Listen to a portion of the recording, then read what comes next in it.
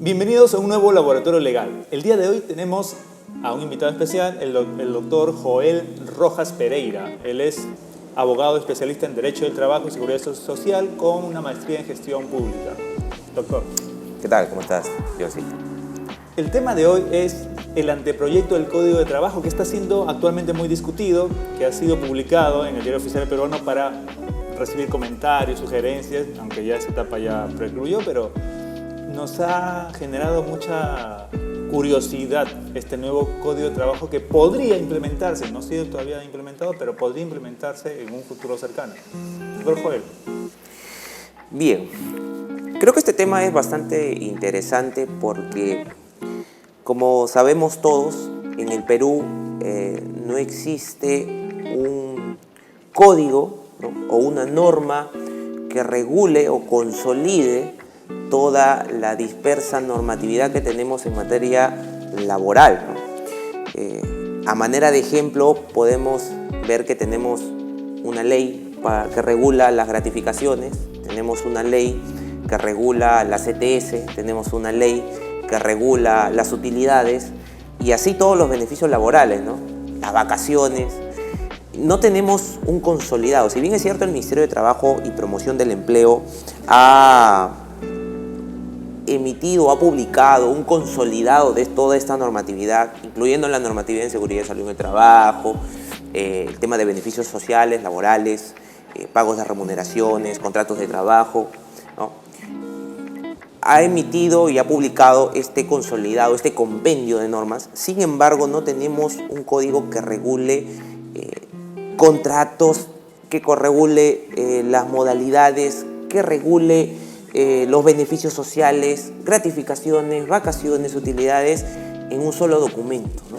Muy dispersa. Exactamente, es muy dispersa esta normativa y en ciertas ocasiones esto crea un poco de complejidad, ¿no?, al momento de adoptar algún criterio para resolver o incluso para aplicar esta misma norma, ¿no? Porque tenemos que remitirnos a un artículo de una ley en específico, a otro artículo de una ley en específico, pero esto finalmente no nos permite a nosotros uniformizar, ¿no?, toda esta gama de normas que tenemos con la finalidad, pues, de hacerlo más fácil, ¿no? Porque, por ejemplo, miren, tenemos en Chile, Colombia, México, tienen ellos un código que regula, ¿no?, Código del Trabajo le denominan ellos, que regula todo lo que es materia laboral, ¿no? Claro, similar a lo que hace el Código Civil, lo que hace el Código Tributario. Muy similar, exactamente, es muy similar.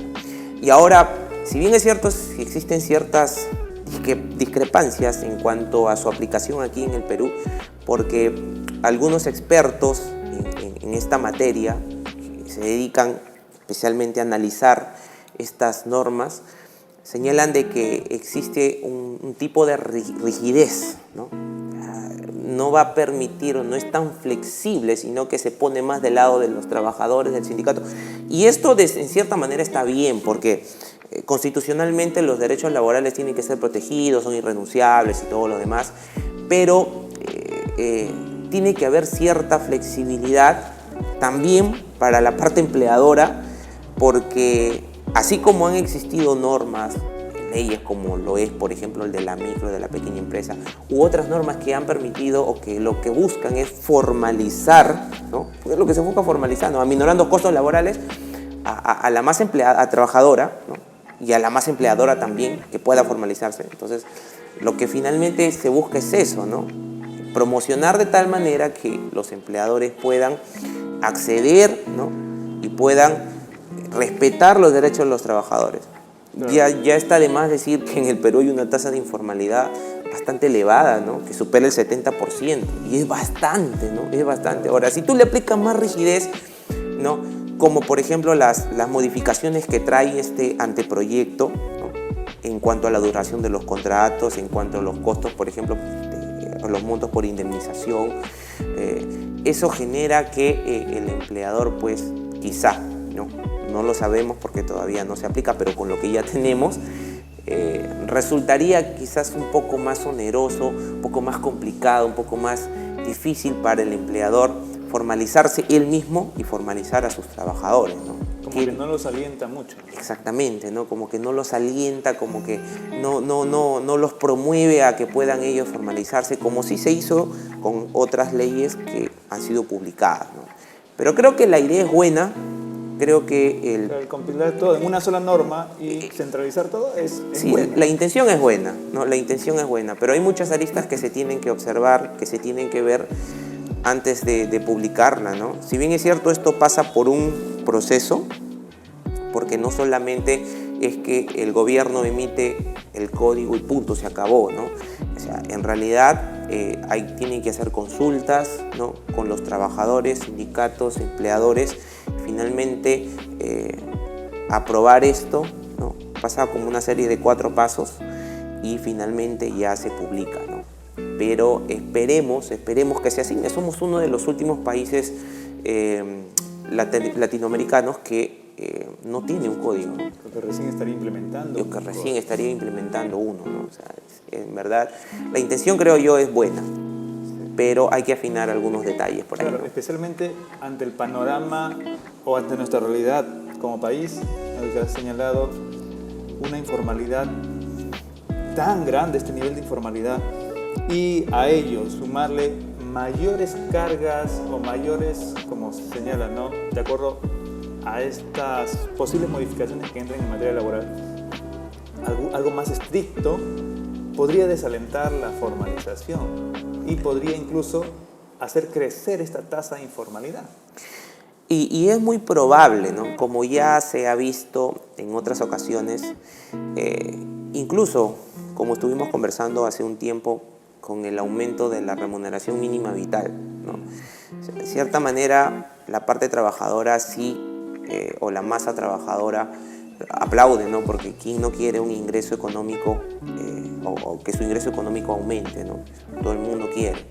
Sin embargo, hay que sopesar, ¿no? Hay que sopesar, hay que balancear de tal manera que los trabajadores se vean beneficiados, sus derechos laborales sean respetados, porque es lo que se quiere, ¿no? Que los derechos laborales sean respetados, pero que también esto no tenga un impacto importante, ¿no?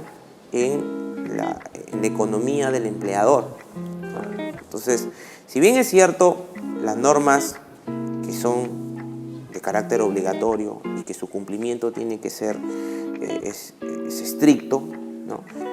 Pienso que debe de tener también o contemplar, ¿no? Otros aspectos con la finalidad de que los empleadores simplemente no digan, oye, yo no cumplo la ley porque no me conviene. El empresario es así, ¿no? El empresario es así. Mira costos. Mira costos, ¿no? A ver, ¿qué me sale más a cuenta? Esto. Más a cuenta me sale de repente pagar una multa, como he visto en muchos casos, ¿no? En el lugar donde yo trabajo, hay empresas que prefieren pagarle la multa que pagarle a los trabajadores, ¿no? O que pagarle de repente algún beneficio social, les pagan las multas, ¿no?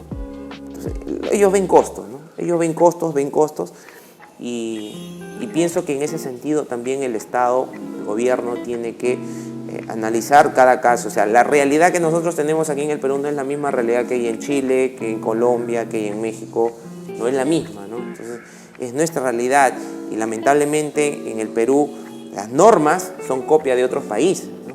Sí. Lamentablemente es así, ¿no? Y cuando ya vamos a un caso en concreto nos damos cuenta de que quizá lo que está establecido en dicha norma, en dicha ley, no se aplica, ¿no? O no podría aplicarse en un caso en concreto aquí en el Perú, ¿no?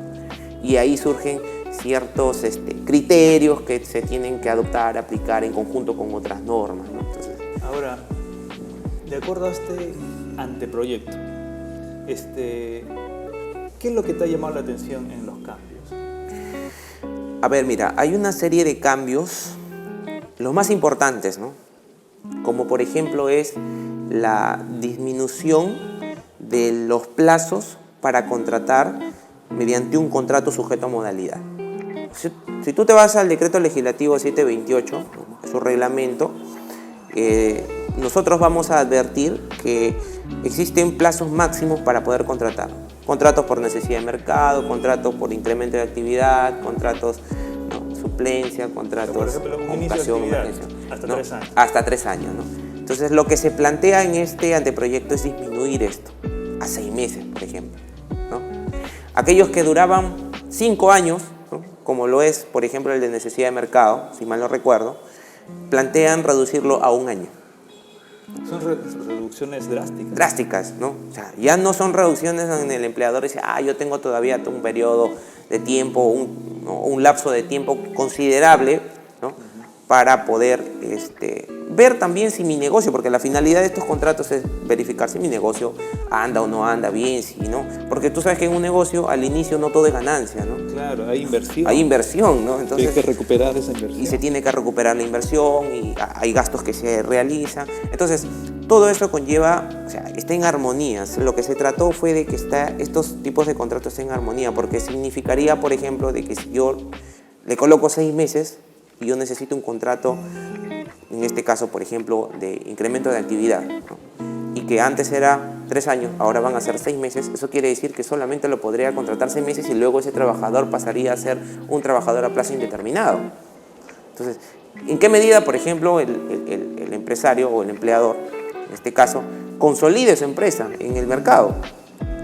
En 1 año creo que es bien complicado, ¿no? En 6 meses yo creo que es bien complicado que una empresa consolide su negocio en el mercado, es bien complicado, claro, ¿no? Cuando salió esta norma de los contratos modales, estableciendo estos plazos de 3 años, por ejemplo, de inicio de actividad, el sustento era porque, de acuerdo a los estudios de mercado, una empresa durante los primeros 3 años tiene que ver o se ve en la viabilidad si entra al mercado o no, o si el mercado la saca. Exactamente. Los 6 meses. Eso lo que has dicho es cierto. Esto del estudio de mercado es importante. Y eso se hizo en armonía. Es decir, la dación de esa norma fue en armonía, ¿no?, a ese estudio realizado para determinar finalmente si es que la empresa durante ese lapso de tiempo ya adquiere cierta estabilidad, ¿no? Ahora, por otro lado, en algo que sí estoy de acuerdo, ¿no?, en una de las modificaciones que, por ejemplo, los contratos intermitentes y los contratos de temporada ya no van a ser contratos que estén considerados dentro de las modalidades contractuales, sino que estos contratos van a formar parte de los contratos a plazo indeterminado. Y creo yo que es viable, ¿no? Porque los contratos intermitentes, como bien lo sabemos, ¿no?, son contratos que en el tiempo son permanentes, ¿no? Solo que las actividades por ciertos periodos son interrumpidas, ¿no? Entonces, en ese sentido, entiendo yo, creo, ¿no?, soy de la opinión que me parece correcto, ¿no?, que los contratos intermitentes pasen a ser parte de los contratos a plazo indeterminado, al igual que los contratos de temporada. ¿Por qué? Porque en la definición establecida en la Ley de Productividad y Competitividad Laboral, los contratos de temporada tienen una preferencia de contratación. El derecho de preferencia que le denominamos. Entonces, si yo trabajo una temporada, yo tengo derecho a que en la próxima temporada me vuelvan a llamar, ¿no? Ahora, bueno, si yo no... dos temporadas seguidas ya genera el derecho para... Genera, ¿no? Entonces, ahí el trabajador ya tiene estabilidad laboral, o sea, no es que no la tenga, ¿no? Por eso es que apareció esa controversia, porque no eran indeterminados, pero tenían el derecho de preferencia. Pero el derecho de preferencia ya lo equipara a un indeterminado. A un indeterminado. Entonces, la modificatoria en este extremo creo que yo es bastante acertada, oportuna, porque no, como en muchas ocasiones, ¿no?, hemos tenido que irnos a la jurisprudencia o hemos tenido que irnos a resoluciones del Tribunal, ¿no?, Constitucional o de la Suprema para saber si es que un contrato, por ejemplo, intermitente sería o no considerado a plazo indeterminado. Y ya en muchas ocasiones la Suprema y el Tribunal ha establecido de que sí, son contratos a plazo indeterminado y tienen su derecho de trabajadores a plazo indeterminado y no los pueden sacar, no los pueden despedir, ¿no? Entonces, pienso que en ese sentido es acertado, ¿no? Es acertado. Ahora, hay contratos modales que también están de más. Por ejemplo, en necesidad de mercado, es muy excepcional que esta causa objetiva para una necesidad de mercado se dé. Habría que reevaluar, creo yo, ¿no? Porque ya consideramos que la dación de esta norma o esta ley ya tiene bastante tiempo y ahora en el contexto que nos encontramos es un contexto diferente, ¿no? Pero pienso que las modificaciones se tienen que dar conforme va también en la sociedad dándose modificaciones. Por ejemplo, hoy que nos encontramos en un estado de emergencia, la afectación del COVID en las relaciones laborales, la virtualidad de los procesos y todo lo demás, creo yo que ya tiene que necesariamente haber ciertas modificaciones, ¿no? Ciertas modificaciones y que nos permitan finalmente lograr los objetivos, porque en el sector privado a lo que le interesa al empresario, al empleador, es productividad, ¿no? Es que el trabajador le genere ingresos, que sea productivo, que sea eficiente, no importa dónde, pero que lo sea, ¿no? Eso es lo importante, ¿no? Entonces, en el Perú estamos a veces metidos en que el trabajador tiene que estar en la oficina, porque si no, no es productivo, ¿no? No es productivo, ¿no? Y ya con este tema de la pandemia, en muchos de los casos se ha visto que no necesariamente es así, no necesariamente es así. Pero como bien lo dices, hay que afinar, hay que ir modificando estas normas. Adecuando la realidad que vivimos. Para adecuarla, exactamente. Claro, porque hay, por ejemplo, ¿no?, algunas formas de contrato que de repente hay que hacer ajustes. Con la necesidad de mercado, de repente hacerles ajustes a cómo se configura una necesidad de mercado. Ahora, por ejemplo, en este estado de emergencia se comenzó a ver más el uso de los contratos de emergencia. Sí, cosa que no se había visto con anterioridad, ¿no? Claro. Porque ni los contratos por emergencia, ni contratos por ocasión, por ejemplo. Te nombro uno, ¿no? Y que seguramente los que nos escuchan dirán, ¿qué es esto, no? Contratos de reconversión. Reconversión empresarial. Yo, por ejemplo, durante toda mi carrera profesional, no escuché mucho sobre estos contratos de reconversión empresarial que tienen que ver con los carácter tecnológico y todo lo demás, ¿no? Entonces, hay tipos de contratos que están ahí, pero que ni siquiera se utilizan, ¿no? Y como te digo, se están ahí, ¿por qué? Porque son copia de otras legislaciones, ¿no? Entonces, pero que no se ajustan a nuestra realidad. Y que no se ajustan a nuestra realidad, ¿no? Pero como te digo, habría que adecuar, ¿no? Adecuarlas a la realidad en la que vivimos, ¿no? Y creo que eso es importante, ¿no? ¿Qué otro cambio te parece a ti resaltante en este tema de anteproyectos de nuevos proyectos? A ver, otro cambio importante también, como tú bien lo sabes, los contratos a tiempo parcial solamente tienen ciertos beneficios sociales, ¿no? En este caso no tienen protección contra el despido, ¿no? No se les paga ni CTS, ¿no? Según la norma, literal no tienen vacaciones. Literal no tienen vacaciones, aunque hay ahí un pronunciamiento ya... Claro, 7 días al menos. 7 días al menos, ¿no? Que deben de tener. Pero ahora lo que este anteproyecto considera, es que los trabajadores que están bajo este régimen laboral, tipo parcial o part-time, como le conocen, gocen de todos los beneficios laborales. Gratificaciones, vacaciones, CTS, y si la empresa tiene utilidades, utilidades. Si genera. Claro, pero, digamos, en proporción. En proporción, de manera proporcional, exactamente. Porque ahora, digamos, de los casos que se dan en la realidad, algo también que estaba no previsto por la norma laboral es estos contratos que superaban las 4 horas, pero eran menos de 8. Entonces, claro. De acuerdo a la interpretación de la jurisprudencia, se le considera como si fuera tiempo completo, con los beneficios de tiempo completo. Pero, ¿qué tan razonable sería usar, por ejemplo, en otros países, de repente tomando mal o bien en modelos de otros países, usan contratos de 6 horas? Que el proporcional se les paga los beneficios, pero proporcional. De manera proporcional. Porque imagínense, hay mucha problemática en colegios, por ejemplo. Profesores que trabajan 5 horas pasaron el límite del tiempo parcial, pero tienen que pagar todos los beneficios como si trabajaran 8. Exactamente.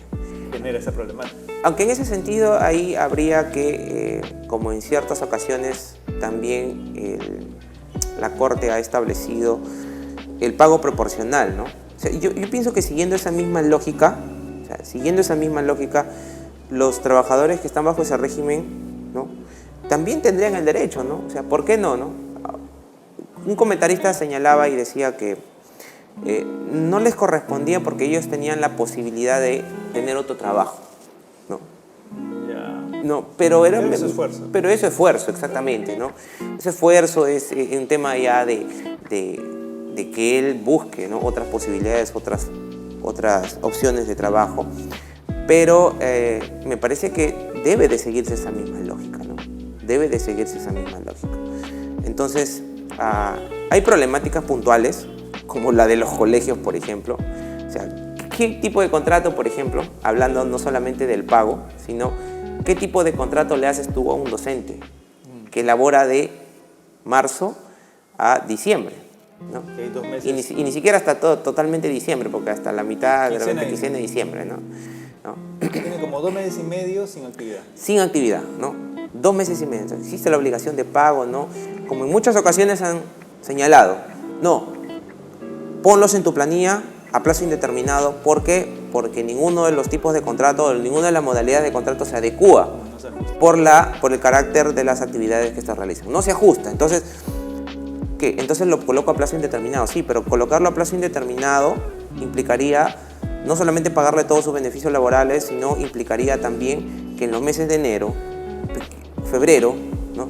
E incluso la quincena de marzo, ¿no? Yo les tenga que pagar sin que ellos realicen labor alguna. Claro.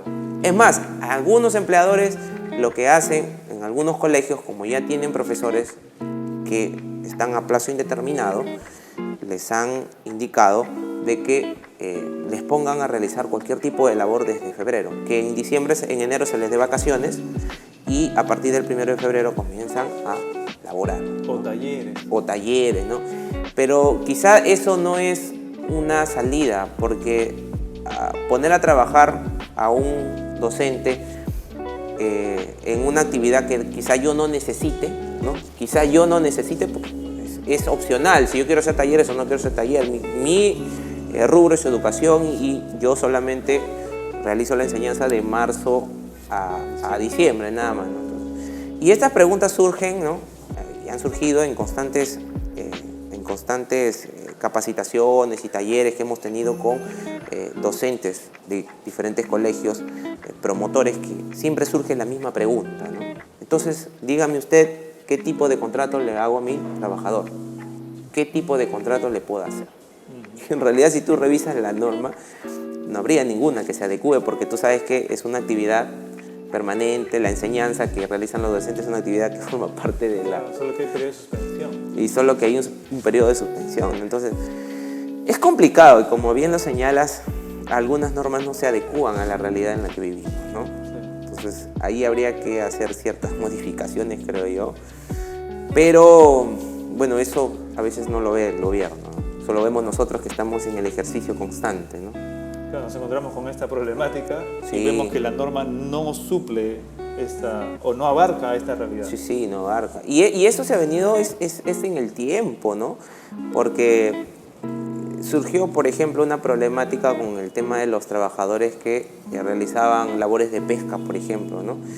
Váyanse aquellos que están dentro del grupo de riesgo a una licencia con goce de haber cuando recién inició la pandemia, con goce de haber, y que va a ser compensable.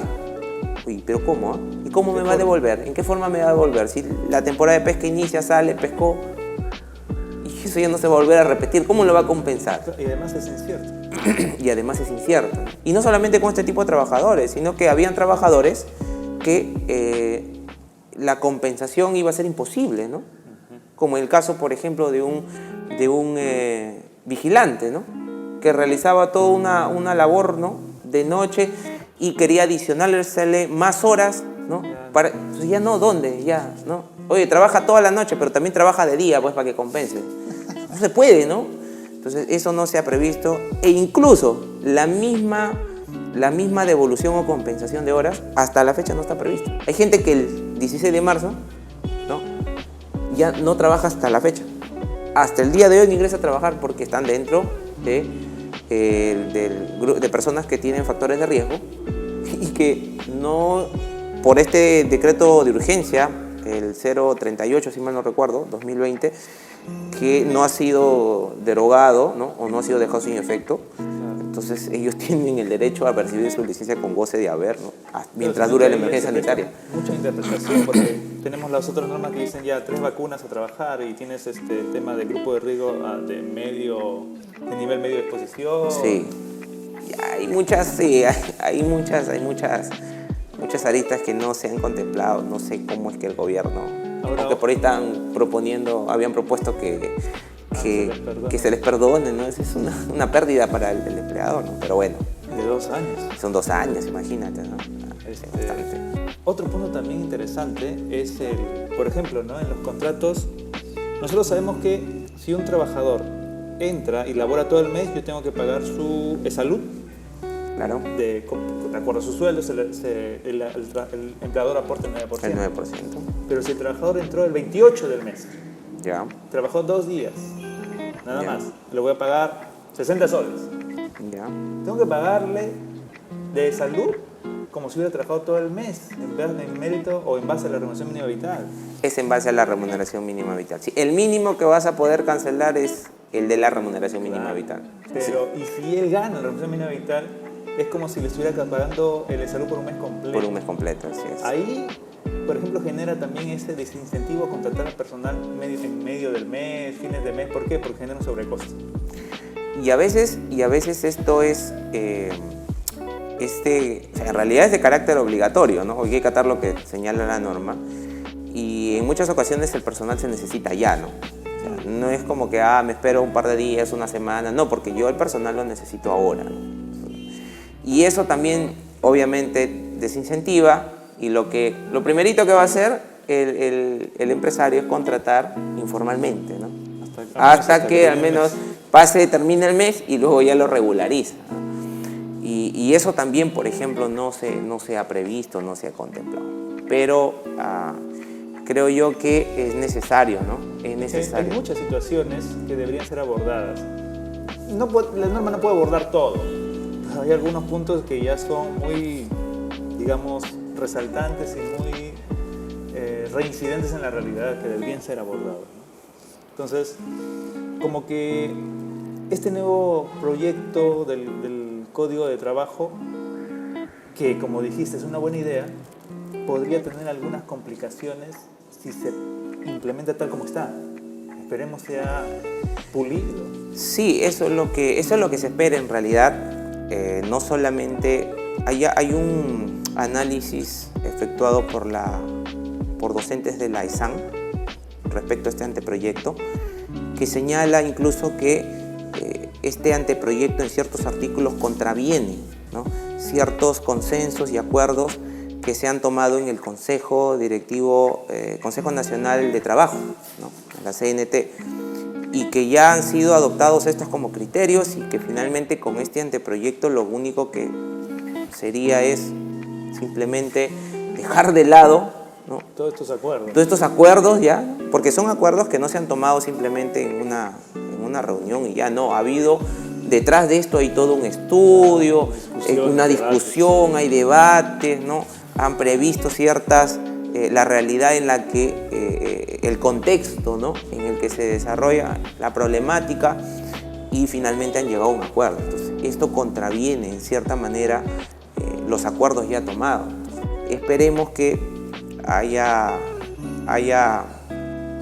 se pula, ¿no?, este anteproyecto antes de ser emitido y que no pues contravenga aquellas decisiones o consensos, acuerdos que ya se han tomado en el tiempo. Y finalmente, más bien consolide, ¿no?, fortalezca, ¿no?, en este caso, estas decisiones. Esperemos que sea así, ¿no? Este anteproyecto trae muchas variantes, no solamente en temas de beneficios laborales, sino en temas sindicales, ¿no? En temas sindicales. Tú recuerdas que para conformar un sindicato, por ejemplo, 20 como mínimo trabajadores, ahora no, lo quieren bajar a 10, ¿no? Solamente 10. Entonces, como que se les está dando mucho más fortalezas los sindicatos, ¿no?, para conformarse, para reclamar, que anteriormente como estaba establecido, ¿no? Entonces, ahí sí hay varias modificaciones. En realidad son más de 400 artículos que tiene este anteproyecto. Pero bueno, esperemos que poco a poco vaya afinándose esto. Esperemos que sí.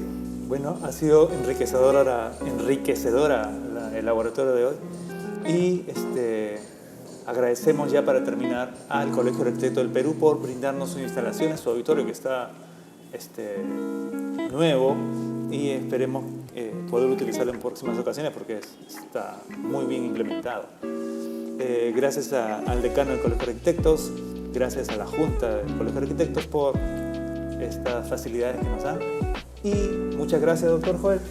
Listo, doctor John. Muchas gracias. Así que será con ustedes hasta un nuevo laboratorio legal.